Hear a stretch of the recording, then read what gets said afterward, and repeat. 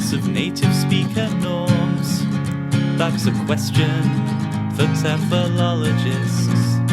Is it better to focus on form or to focus on forms? That's a question for TEFLologists. If you use a textbook, is your classroom authentic, or should your approach be more learner-centric, from feedback to learner autonomy? We'll discuss it all on TEFLology. Hi, I'm Matthew. I'm Rob. And I'm Matt. And welcome back to the TEFLology Podcast, a podcast all about teaching English as a foreign language and related matters, presented by three self-certified TEFLologists.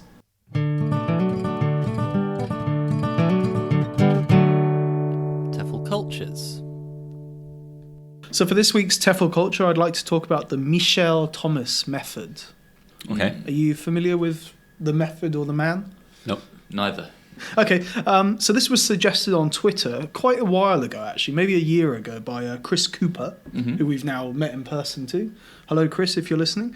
And it was featured in a YouTube video by the person who's our next interviewee, Ollie Richards, Okay. who we've also all met in person. Yeah. Mm-hmm. So today I'll briefly talk about who Michel Thomas is and then explore his method. And I'll maybe focus more on the method more than the man. Mm-hmm. But they're kind of tied up with one another. Basically. So this is a culture section, but it's very Yeah, pioneering. if you're wondering at home, this definitely is a culture section. Don't get confused. It's very pioneering. Right at the top, I should say that I'm not talking about Michael Thomas, if that wasn't obvious. Michael Thomas, who... Well, now you are talking about Michael Thomas. Well, I'm just going to say Michael Thomas is also related to language teaching. He writes books about, I think, task-based language teaching. Okay. Task-based learning. So if you came because of him... You came from It's Michael not. Thomas. Yeah, but we'll So probably... We'll probably interview him at some point, Yeah. I believe. So, yeah. So, Michel Thomas was born in Poland with the name Monique Kroskow in 1914 and died in New York in 2005 at the age of 90. During the war, he was arrested several times and imprisoned in Nazi concentration camps before later going on to work for the US Army counterintelligence. And then he went on to live in the US permanently, sort of after that. Quite interestingly, he changed his name to Michel Thomas because he wanted to fight with the French resistance. Right. So he changed his name to evade capture whilst he was living in France. Right. Okay. Yeah. And learnt the French language whilst being there. So that was where he first came into contact with languages, I imagine. So, in his counterintelligence role, and this is kind of interesting in of itself, he was credited towards the capture of 2,500 Nazi war criminals, Right. as well as helping to retrieve a file containing membership details of 10 million members of the Nazi Party. 10 million. 10 million. Wow. Yeah. It's a big file. Pretty impressive. Yeah. So these people that he captured, he didn't capture them all single-handed, right? Well, no, he was part of the counterintelligence mission that led to their capture. But Right. he also, being in counterintelligence, he also took part in interrogation, and he was kind of credited with kind of developing a non-violent communicative approach to interrogation. to interrogation. Yeah, Okay. something that didn't rely on non-violent strategies. Okay. Okay. Yeah, that was pretty cool. Yeah, and that kind of, in a way, that kind of feeds into his teaching method later on, which maybe you'll pick up on. Non-violence. well, the communicative side of it, as okay. opposed to After settling in the US in Los Angeles, he opened a school called the Michel Thomas Language Center. It used to be called, I think, the Polyglot Center, but they renamed it. And it was there that he developed his language teaching method, which is still in use today, and that's what I'll talk about. Okay, so a bit of background about the method. The method these days is, like many of these kind of designer methods, it's kind of trademarked. You know, the Michel Thomas method is a registered trademark name. Yep. And I guess it's part of a larger franchise, and they kind of sell like courses that you can buy, and I think they're affiliated with language schools as well and things like that. One publisher in particular creates a series of books just using that method as well, or using that method. It's also celebrity endorsed, So Okay. Matt, it's endorsed by your man, Woody Allen. Okay. Oh no, And Robert's endorsed by your man, Mel Gibson. love him. And his school in LA was the place where celebrities learnt for films. Apparently, back in the maybe in the 50s or 60s. Uh-huh. I think one person was Grace Kelly. Uh-huh. Took a French course. Grace Kelly was one person.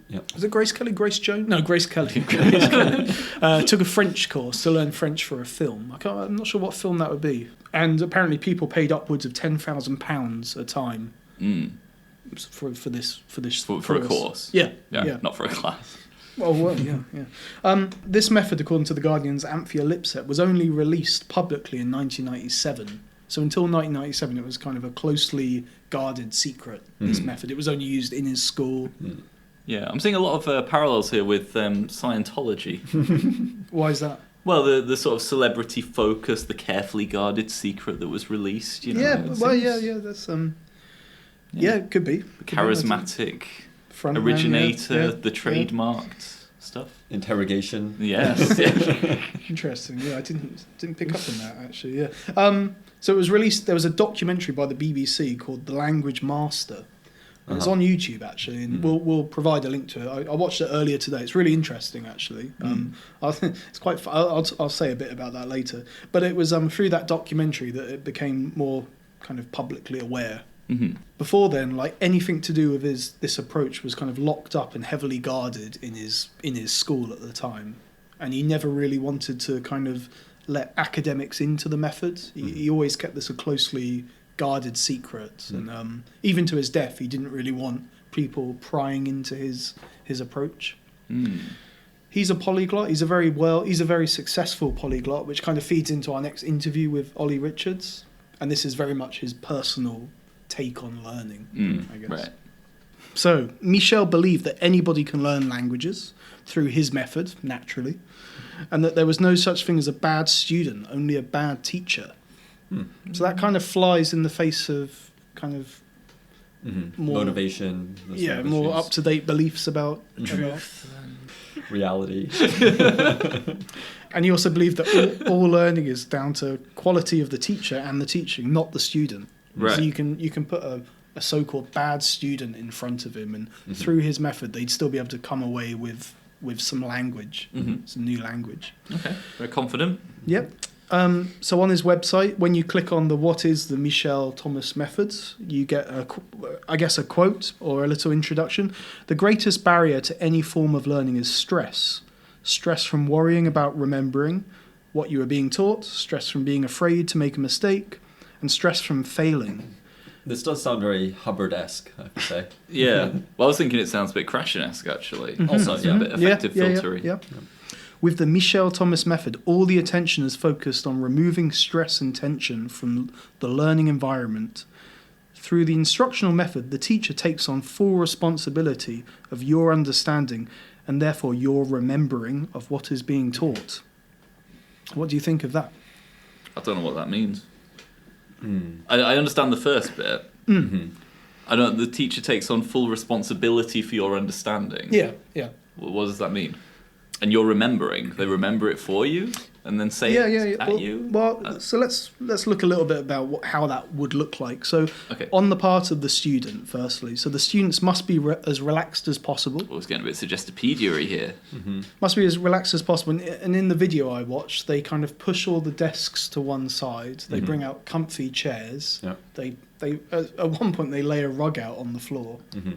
That's quite nice, actually. And they darken the windows. And it's kind of weird. Well, knowing that Michel Thomas used to be an interrogator, right? It looked like he was kind of interrogating them, basically. It didn't look relaxing at all, to be honest. It looked quite scary. But yeah, he creates a relaxing atmosphere for the students. There's no memorising whatsoever. No taking notes.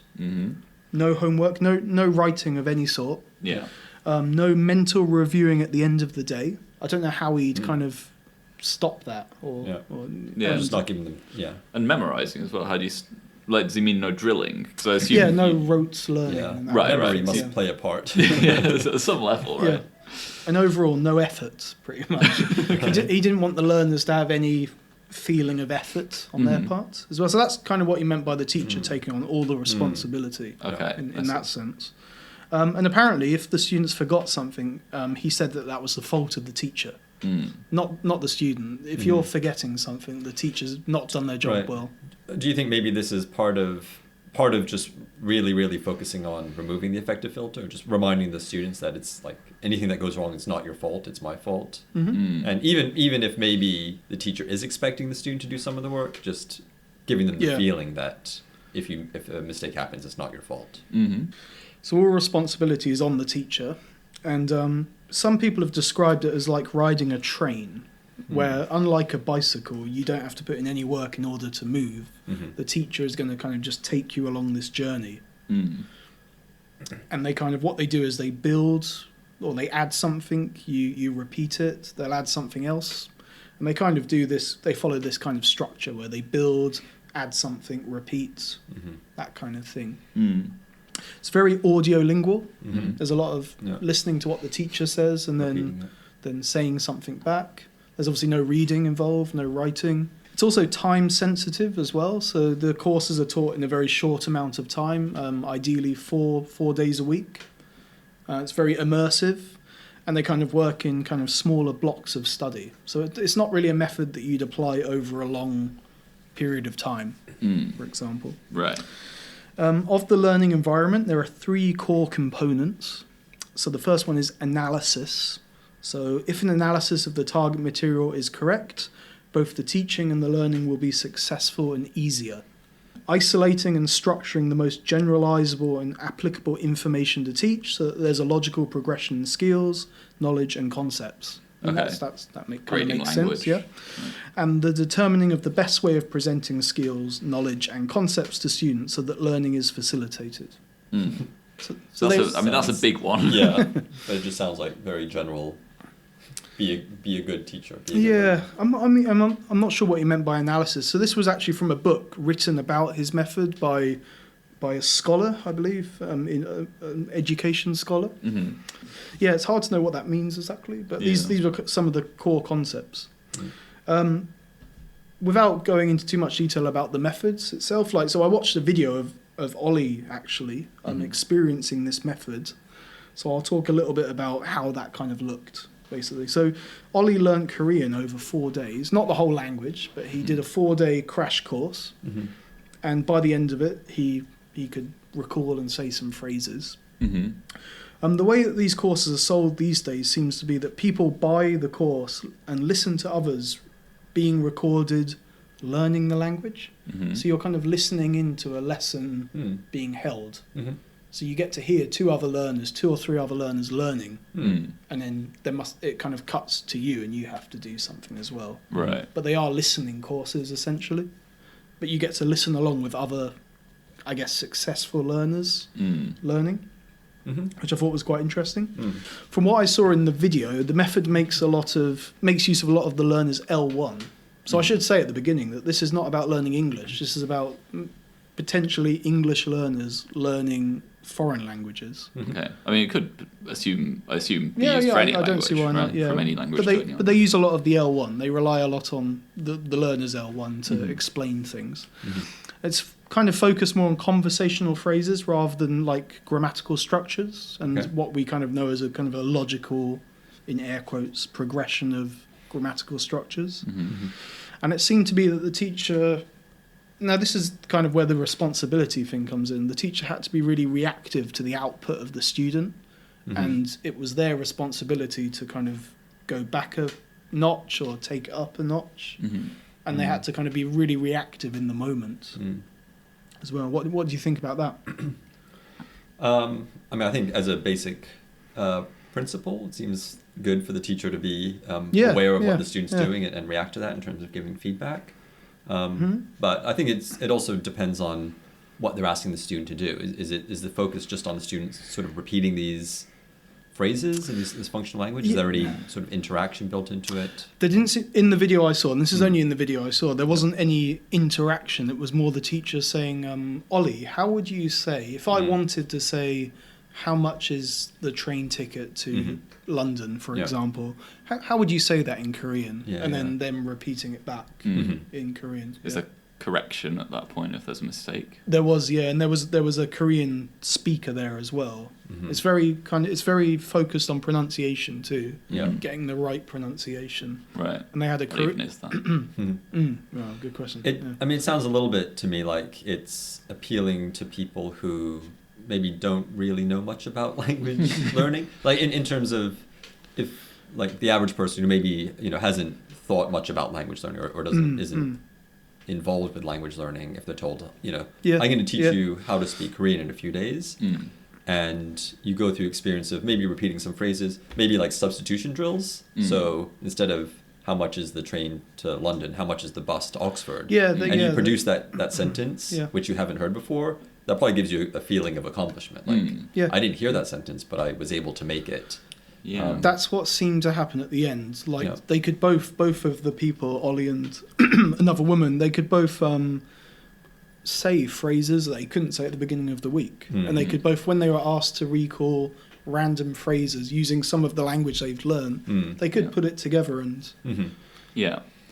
I mean, it sounds to me a little bit like, I don't know, like a kind of a mishmash of lots of different sort of communicative principles that's been put in a particular way with this sort of framing. It sounds like the unique thing is the framing that's been put around it. Like, this is how it's going to work based on these principles, but it doesn't sound terribly unique, to be honest. I think he opened up his own school. I think he's a businessman at the end of it. The fact that he was making £10,000 from celebrities. Well, creating a mystique around it, and also if the celebrity finishes their 4 days and says, "I can now say like 100 phrases in whatever language," which I couldn't before, and they tell their friends, it gives them a sense of accomplishment. Doesn't mean that they can go to that, be among people speaking that language and interact with them successfully. Another thought I had is, what's the longevity of this method? Because it's only a short course. If you were to revisit those phrases a year later, I think you need kind of more. I mean, I guess the course in itself works, kind of thing, but I mean, it does have some success, but and it's kind of a precursor to probably some of the apps and the way that like Duolingo works. That kind of throwing in new words, not repeating too much, but just repeating a lot. I'm doing Duolingo. Does repeat? Now. Okay, Bloody hell. Okay, but it's kind of a precursor to those kind of short, accelerated learning methods. Okay, so I'll leave it there. But if you want to find out more, you can read The Learning Revolution by Jonathan Salitti and look at the BBC documentary on YouTube, The Language Master. And I recommend watching that. It's very interesting. Okay, so that's this week's TEFL Culture, the Michel Thomas Method.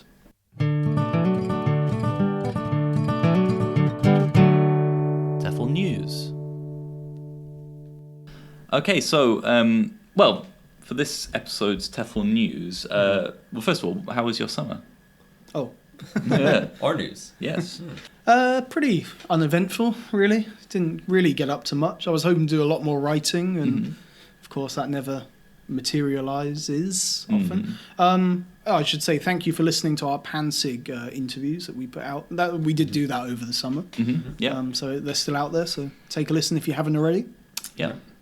Yeah, didn't get up to much. I stayed in the country, stayed in Japan, went down to Nagoya to visit my in-laws, but other than that, just relaxed with the family.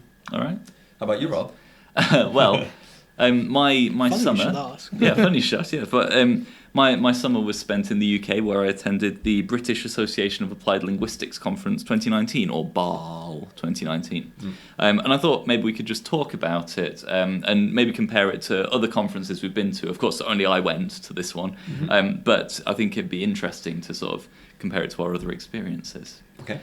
So BAAL 2019 was subtitled Broadening the Horizons of Applied Linguistics. And that was actually kind of an interesting theme for me in the conference.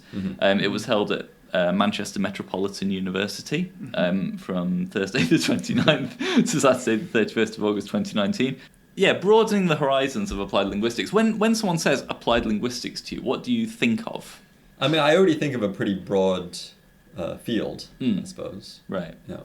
Yeah. What would be included in that field? Language learning and language teaching. Mm-hmm. I guess nowadays, maybe critical issues within the field as well.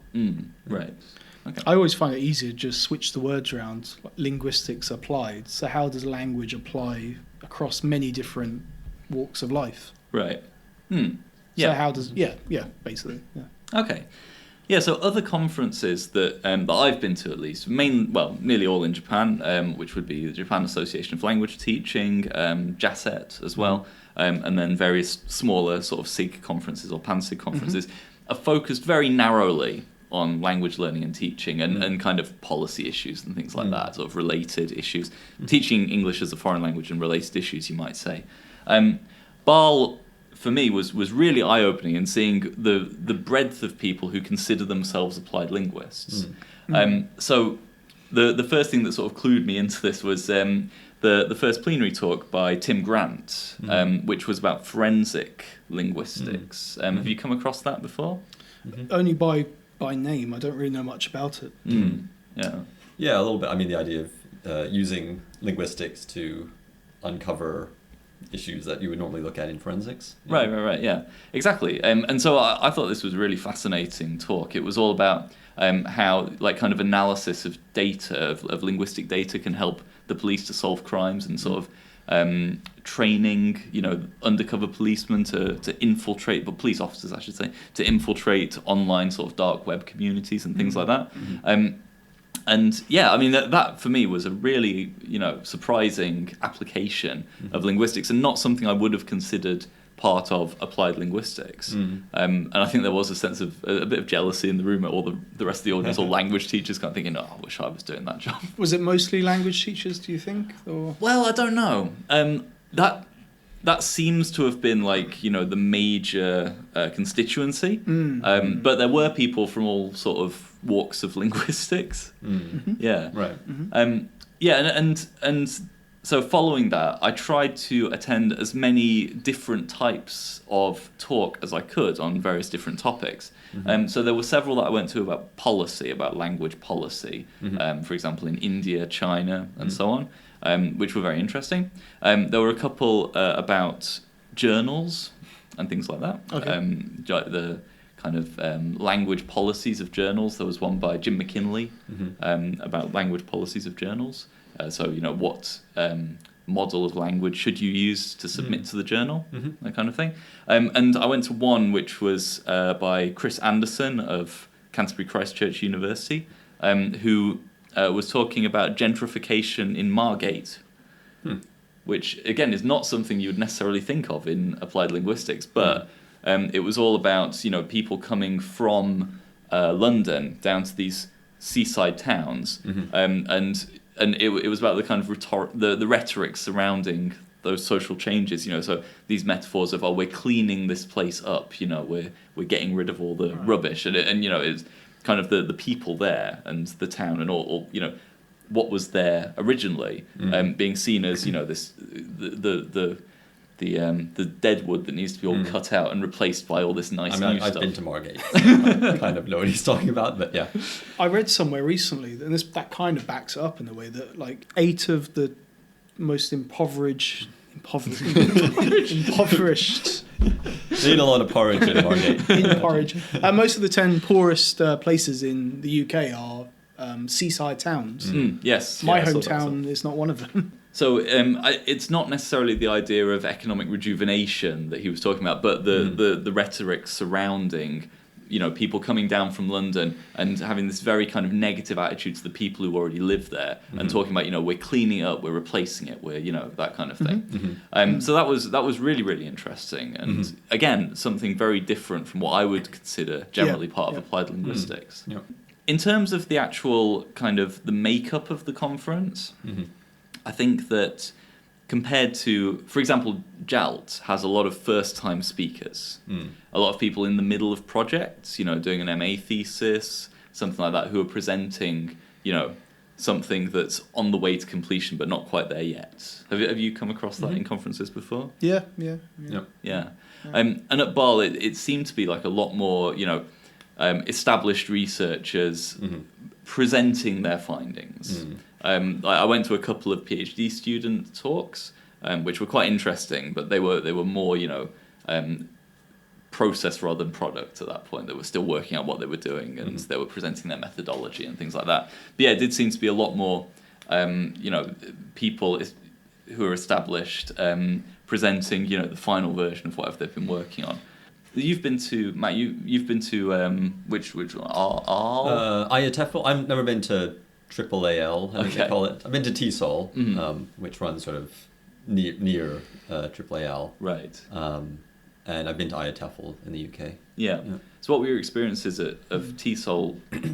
I mean, I guess not too dissimilar from JALT here in Japan.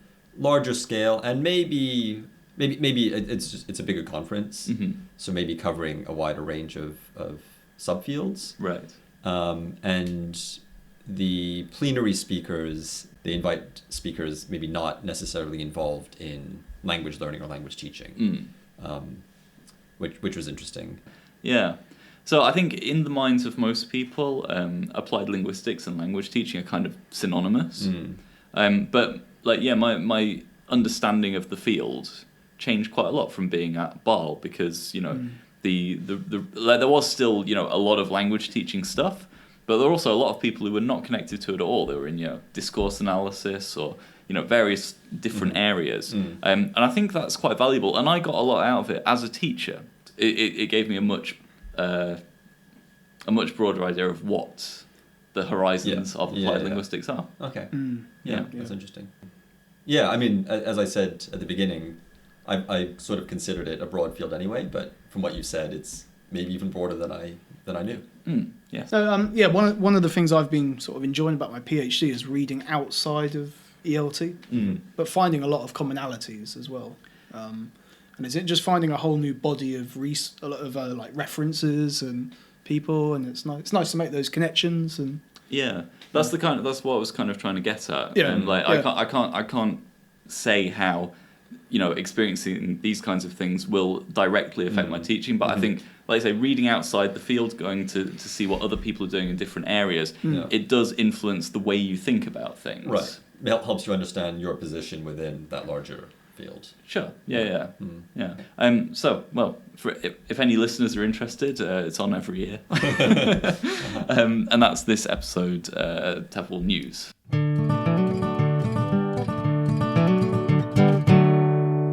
TEFL Pioneers.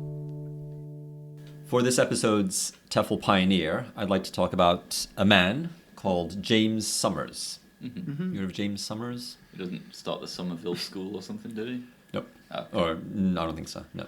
Married to Anne Summers? Nope.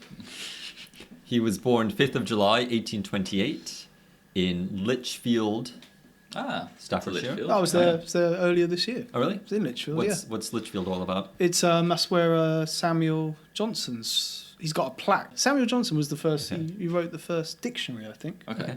Yeah. Anyway, the Johnsonian dictionary. Is that the one where it says Scottish people are horses because they both eat oats or something? Why not? Yeah. Anyway, there's a literary background to that place. I think. Okay. So. Well, his father was a plasterer, so maybe he put up the plaque of maybe. Samuel Johnson. Did he have a feud with Edgar Winters? No, he didn't. Apparently, Lichfield is like a posh Birmingham. Apparently. Okay. Well, he went to the Lichfield Diocesan Training School for about a year, but then they moved to Stoke-on-Trent with the family.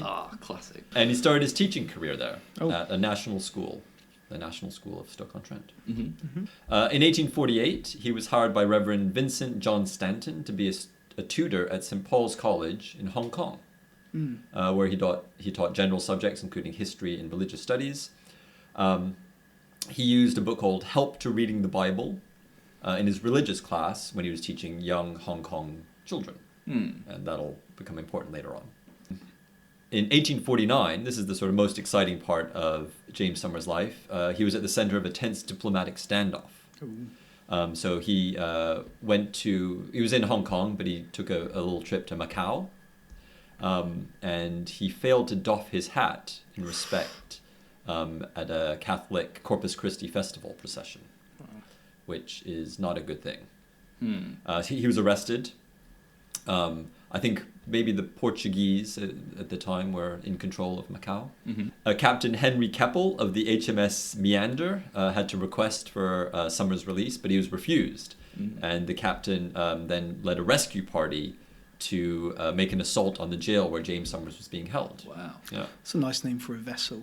HMS Meander. It's nice, isn't it? It's nice. The raid was successful, but a Portuguese soldier died in the skirmish, and 3 others were injured. The daughter of jailer Carvalho, one of the jailers there, fell 20 feet to the ground, suffering severe injuries. Wow. Yeah, so this is a big deal. The Queen of Portugal got involved. Wow. She was appalled at Britain's affront to her de facto sovereignty over Macau. And tempers cooled only after an apology proffered and reparations made by the British. Okay. Yeah. When he was only 25 years old, in 1854, he became professor of Chinese language of King's College, University of London. How old? 25. Oh, 25. Okay, Yeah. well, that's good going, isn't it? Mm-hmm. Yeah. Same as you, Rob, isn't it? Yeah, I am 25. Yeah. I mean, no, But this was despite his lack of a formal education and not being really considered qualified for the post. I guess the Chinese he had learnt during his time in Hong Kong was enough for him to get this post. Mm. In 1863, he published a book on the Chinese language, basically how to learn Chinese. Right. And I'd like to spend a little bit of time talking about this book. So the book was called A Handbook of the Chinese Language, parts 1 and 2, Grammar and Chrestomathy. Do you know what a chrestomathy is? No. Yeah. No. I didn't know what one it was either until I read about this book. So a chrestomathy is basically, it's a book featuring texts designed for, in a target language, designed for learning that language. Mm-hmm. That makes sense. Right. Like a textbook. Featuring authentic texts written in the target language. Okay. Yeah, as far as I know, that they're authentic. So you mean like graded readers? I don't think they're necessarily graded. I think there may be authentic texts that are just used mainly for the purpose of studying the language. Okay. So the book is divided into 2 parts. The first part is what he calls the grammar. And he begins his book with a sort of pretty lengthy section where he lists and reviews all of the previous books written for people wanting to speak Chinese. He's quite critical of most of them. He basically kind of calls out the authors about why their books were not so good. Is this meant to be for learners? Yes, yeah. So is this him basically saying all the other books suck, use this book, but you've already bought the book, so why would you need to be told that? There's an element of that. I mean, he doesn't criticize all of them. He says which ones are maybe better. What he does say is that his is the first book that targets the beginner learner. Okay. So this is meant for somebody brand new to Chinese. He then goes on to explain what he considers the 3 rudiments that a beginner language learner needs to know when they're studying a new language. So first he talks about you should learn how letters are used to represent sounds, and then the character and quality of those sounds. So in other words, the orthography, I guess how the language is written, and also pronunciation, how the sounds are made. Yep. Secondly, he talks about how you should learn about how word formation, how the words are formed, and classification of words as parts of speech. And then finally, how words are arranged into sentences, how words and clauses are dependent upon each other, relative positions, etc. So basically, grammar at the sentence level. And he focuses on those things. In terms of the sounds, he sort of acknowledges that, obviously Chinese has this different writing system, where they use Chinese characters. He explains that he's going to use the Roman alphabet to represent those Chinese sounds. But he acknowledges that as this book is written for English speakers, he says that the English, what he calls the mode of spelling, basically contains too many irregularities. So he's going to follow. I couldn't quite understand. He says using both German and Italian usage of the Roman alphabet. I think he means in terms of regularity of, letters. Sound, letter correspondence. Yeah. Although you made a kind of IPA. Yeah, kind of. I mean, you could take the way Italian, for example, uses the Roman alphabet as a sort of IPA. Okay. Yeah. I'm not sure exactly why German, because German is different from Italian. But anyway, what's very interesting is that for tones, So I think a big issue for many people studying Chinese in terms of pronunciation is the tone structure. Yeah. Are you familiar? Yeah. Yes. Yeah. So up and down. up and down and up and Curvy down. and- Yeah. So he provides, and actually throughout the whole book, he provides a lot of very kind of, how do I say it, like linguistic explanations. So the book seems to be written for people with an awareness of linguistics more generally. But he also uses English phrases or sentences to try to illustrate the tones. So, do you have an example? Yeah, so let me pull up an example here. What he does is he gives some English sentences and says, if you read this in a sort of, quote unquote, natural way, you may start to understand the tones. So he describes a type of tone called the upper even tone. And he says, this may be illustrated by the sound of calling to a person at some distance. Thus, John, fetch my horse. John, fetch my horse. Yeah. So apparently, if you imagine you're shouting to John to fetch your horse at a distance. Yeah. This would sort of imitate the kind of tone of this upper even tone. So he's using like examples in English to kind of set up or train people for tones in Mandarin, I guess. Is it Mandarin or Cantonese? Yeah. Mandarin. Right. Yeah. Okay. Yeah. Okay. Yeah. So the next one is the upper rising tone. Agrees nearly. So he says this matches almost our tone of the final syllable in an interrogation with surprise. Will he say that now? Can he come A? So if you imagine that A, that's if you keep that like a Canadian A. I guess so. Yeah. Okay. Or a Litchfield A in this case, or Stoke-on-Trent. Yeah. Classic. Yeah. So what do you think of this method of trying to match tones or pronunciation? It's a nice idea, but I think the trouble is like you could interpret them in different ways. And my understanding of the tone system is that it's quite specific. So if you're off slightly, then it's got a totally different meaning. And I don't think you want to leave that up to people imagining exactly how they would call for their horse. Perhaps, yeah. I mean, so one interesting thing he then says about pronunciation is he actually says that as a learner of Chinese, that there may be some leeway in terms of Chinese people recognizing or understanding that you won't have the tone system down well. Right. And he also, which I think is maybe somewhat progressive for his time at least, is he says, you're never going to sound like a Chinese person, or you might, but it's going to require a lot of work, and you don't need to aim for this sort of so-called native-like proficiency. For the next part, in terms of word formation, he basically says it's a very complex process. He says, I'll explain it to you as best I can, but you probably won't master it. And he says he still needs to learn more about it, which I thought was also interesting. He's admitting his limits in terms of what he knows about the Chinese language. Yeah. And then talking about using the texts. So he has a selection of, it's about 40 pages of extracts from texts from Chinese authors. Quote, he says, without native text, the student would find the abstract rules of grammar excessively dry and uninteresting. So he very much thinks that, you can learn the rules of grammar, but you need to see them in context, which again, I think is maybe something we would agree with. Yeah. In the back of the book, he includes exercises for writing sentences, and he says this will help with an ability to speak the language with correctness. I looked at these. I don't think it's necessarily referring specifically to focusing on speaking skills. I think he's maybe talking about accuracy there. Right. Yeah. And then finally, in the back, there's also a dictionary with what he calls all the characters in general use. So he explains that the texts that are included, they're somewhat literary in tone, and so they don't feature what he calls common expressions.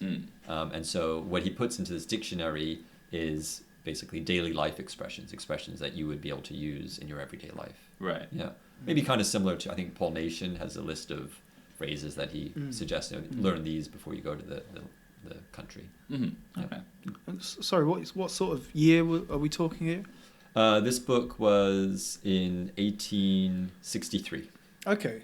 Yeah. That seems quite kind of progressive for the time. Yeah, I think so. Kind of focusing on everyday rather than kind of the literary side. I mean, he did both, but that's kind of a Yeah, but I mean, I think one thing that we always realise, we realise it every week, is that, you know, things that we consider progressive is just what people have been doing for centuries anyway. Yeah.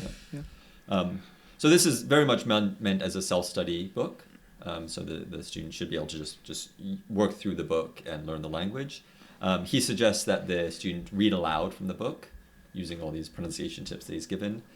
He also says, don't try to learn too many Chinese characters at once. He says the first 50 you can do very quickly, but after that, he said 10 a day will be a challenge. He seems to kind of suggest aim for 10 a day, which I think as Japanese learners, maybe we know that 10 kanji a day would be a lot. But he says that will be a challenge, so like don't expect to do 10. What's his method of? Because you talked about common everyday usage.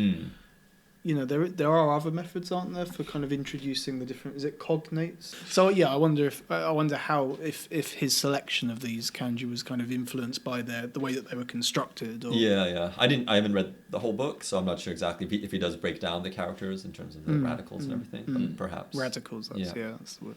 Yeah. He says that 4 hours a day is the minimum amount of study time for the first year. Yeah. So this is for somebody who's really committed to learning Chinese. And as I said, also maybe somebody... And I think likely at the time, these types of books were probably aimed and expected to be read mainly by linguists or people studying linguistics. Missionaries. Yeah.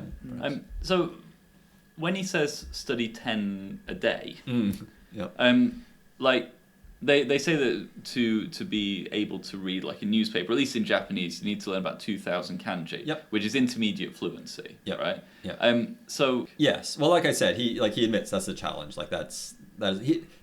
I don't know if he's suggesting that or not. He says 10 a day would be a challenge. He doesn't then go on to say like it should be 3, for example. Right. But he says that it's a challenge. But he gives the same number. He says, 2,000, you should get up to 2,000. That's going to help you a lot. Yeah. And then, and then aim maybe later on for 3,000. So he published this book on the Chinese language, as I mentioned. And then he had many students in London, diplomats, missionaries, merchants intending to travel to China. So he published this book in 1863. In 1864, he started publishing essays on the Japanese language and Japanese grammar, as well as translations of Japanese poetry in British literary magazines. What's unusual is that it's not clear from the history how he learned Japanese. So he hadn't visited Japan at that time, but he started producing all these articles and translations related to Japanese. The guess is that he had a lot of Japanese students in London, and maybe he learned from them. Okay. Yeah. He also, in 1873, he published the first overseas Japanese language newspaper, the Taisei Shinbun, in London. He intended it for Japanese students in London. I don't know how many there were at the time. It didn't sell well enough. Yeah. And that's now the Sun. Now become the Rupert Sun. Murdoch bought it. Yeah, it was the Rising Sun became the Sun. Yeah. So, in 1872, when the Iwakura mission visited England, he assisted with that, and then he was offered a position as an English teacher at the Kaisei Gakuen. Which is Todai, Tokyo University now. That's right. Yep. So he departed from Southampton, which is where I guess you got the boat from in those days, with his family, and he arrived in Japan in October 1873. So he basically went over as a Oyatoi Gaikokujin. You familiar with the Oyatoi Gaikokujin system? There were the foreign experts that were brought over to sort of modernize, right? Yep. Yeah, in the Meiji period. Yeah. So it was engineers, artists, all sorts of people. I think mainly engineers, to be honest, and technical people, but also educators. And so he worked at the Kaisei Gakuen.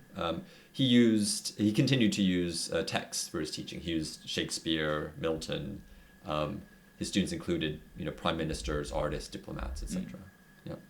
So after his 3-year time as an Oyatoi Gaikokujin ended, he continued on there. He went to the Niigata English School as an English teacher, and later the Osaka English School. Okay. I imagine just at the time each city had an English school. Right. He worked at the Sapporo Agricultural College. Famous one. Okay. Yeah. And then he went back to Tokyo, where he opened a private school in 1884. In 1891, he died of a cerebral hemorrhage at his home in Tsukiji. But his widow and his daughters continued the school that he had started and continued teaching English, including to Junichiro Tanizaki, the novelist. Oh, right. Yeah. But that school closed in 1908. And he's buried in the Foreign Cemetery in Yokohama. Ah, yeah, I've been there. Yeah. Nice. Yep. So I think he's not a well-known figure in the history of language teaching, but I think based on his book on the Chinese language, it seemed like he had good instincts or good ideas about language learning, and it seemed he was very successful as an English teacher in Japan. So that is this episode's pioneer, James Summers.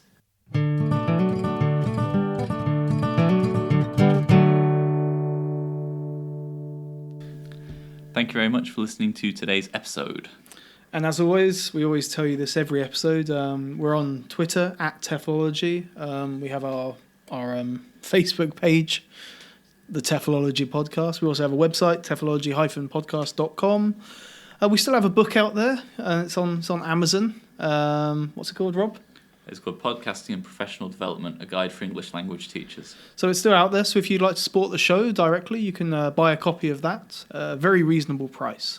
Okay, so we'll be back again soon with probably another episode like this, I imagine. Even better. Maybe better. But similar in style to this. Anyway, so it's goodbye from me. Goodbye from me. Goodbye.